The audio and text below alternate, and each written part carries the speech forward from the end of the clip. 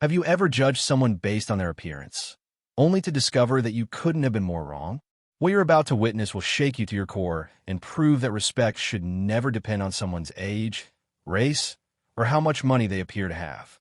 This is the story of how one man's arrogance led to the most humbling moment of his privileged life. Jonathan Blackstone, 3, had everything handed to him on a silver platter. At 38, he'd inherited a tech fortune worth $47 million from his grandfather's software empire. His penthouse overlooked Manhattan's Central Park. His garage housed a collection of luxury cars worth more than most people's homes, and his tailored suits cost more than the average American's monthly salary. But money hadn't made Jonathan a better man.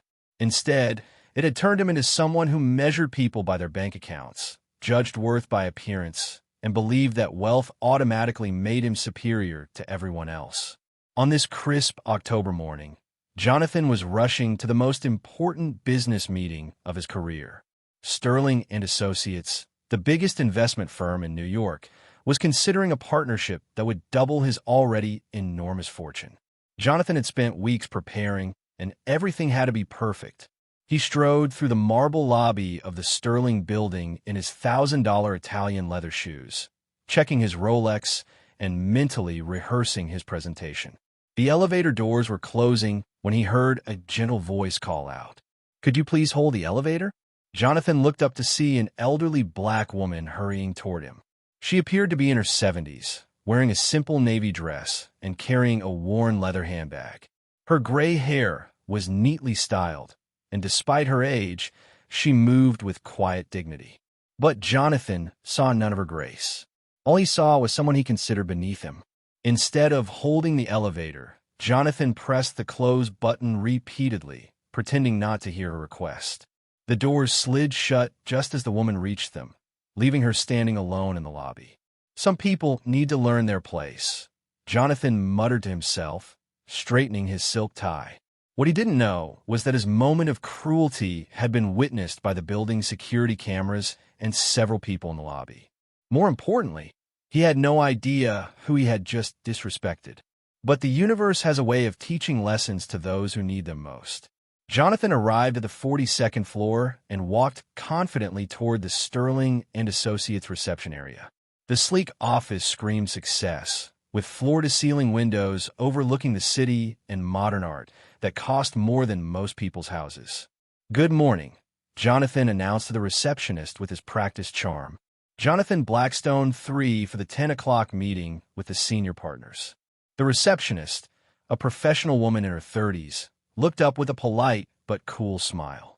"Of course, Mr. Blackstone. Please have a seat. There's been a slight delay, but someone will be with you shortly." Jonathan settled into a leather chair, pulling out his phone to review his notes one final time. This partnership would cement his status among New York's financial elite. Nothing could go wrong now. 20 minutes passed, then 30. Jonathan's confidence began to waver as he watched other executives come and go while he remained seated in the waiting area. "Excuse me," he called to the receptionist, irritation creeping into his voice. "How much longer will this take? I'm a very busy man." "I understand your frustration, Mr. Blackstone," the receptionist replied diplomatically. "I'll check on the status of your meeting right away." She disappeared down a hallway, leaving Jonathan alone with his growing anxiety. This wasn't how the day was supposed to go. Important people didn't wait, they were waited for. But what happened next would change everything Jonathan thought he knew about power, respect, and the true meaning of importance.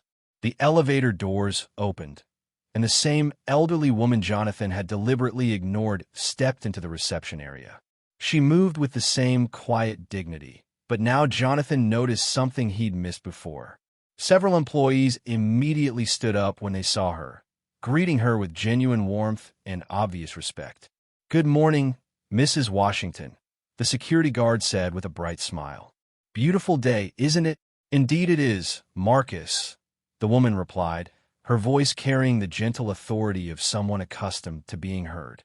"How is your daughter doing in nursing school?" "Excellent, thanks to the scholarship program you established," Marcus beamed. "She'll graduate next spring." Jonathan watched this exchange with growing confusion.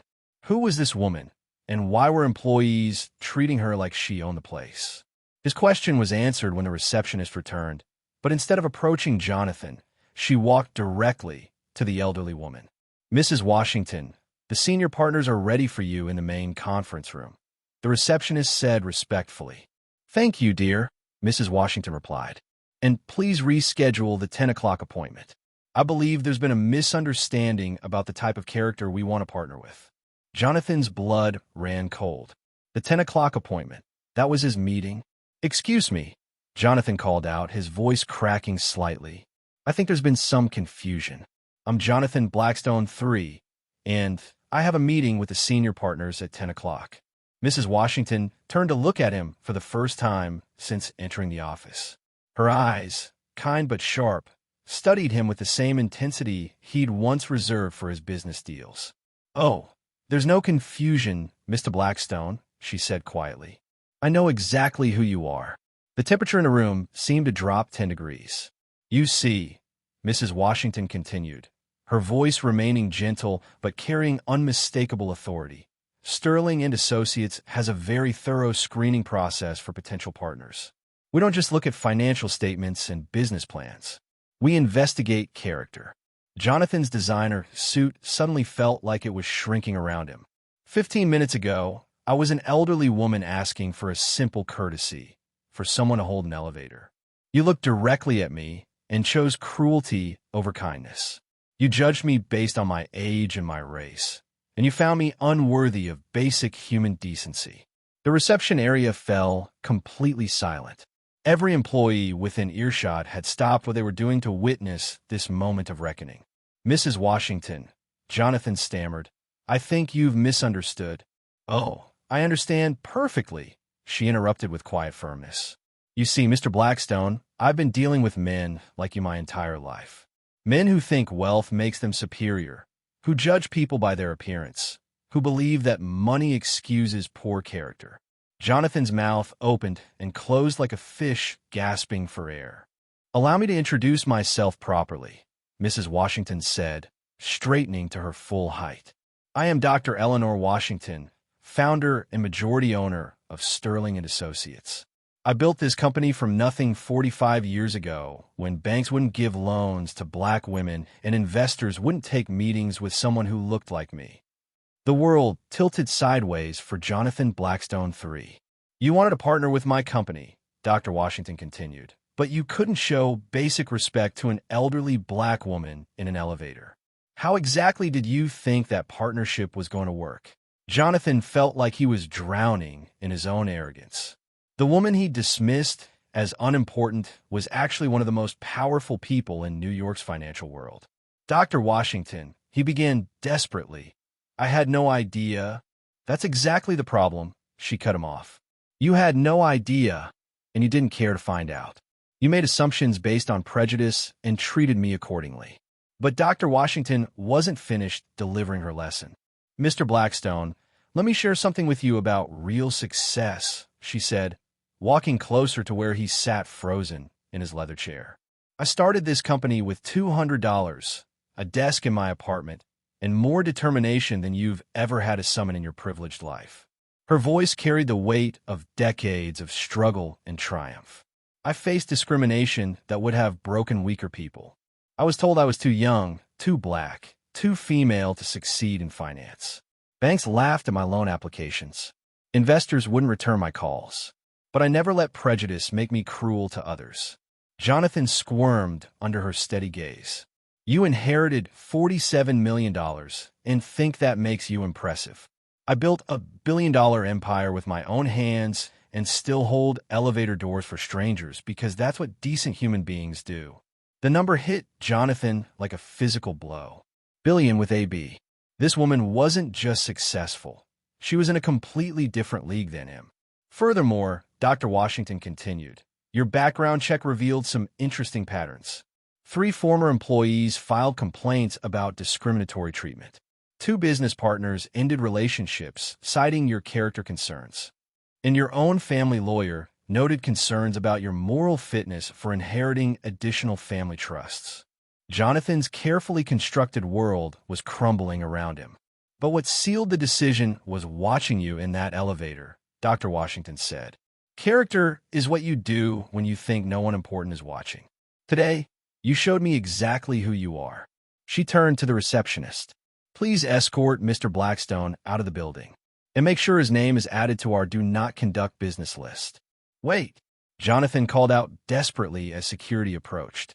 Dr. Washington, please. I made a mistake. I can change. I can be better.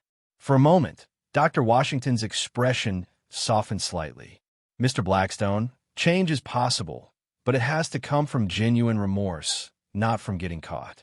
She paused, studying his face. Tell me, if I were still just an elderly black woman with no money or power, would you be apologizing right now? Jonathan opened his mouth to lie, then closed it. They both knew the answer. That's what I thought, Dr. Washington said sadly. Your apology isn't about understanding that you were wrong. It's about discovering that I have something you want. As security began to escort Jonathan toward the elevator, Dr. Washington called out one final time. Mr. Blackstone, I'm going to give you some free advice that's worth more than your inheritance. True wealth isn't measured in dollars. It's measured in how you treat people who could do nothing for you.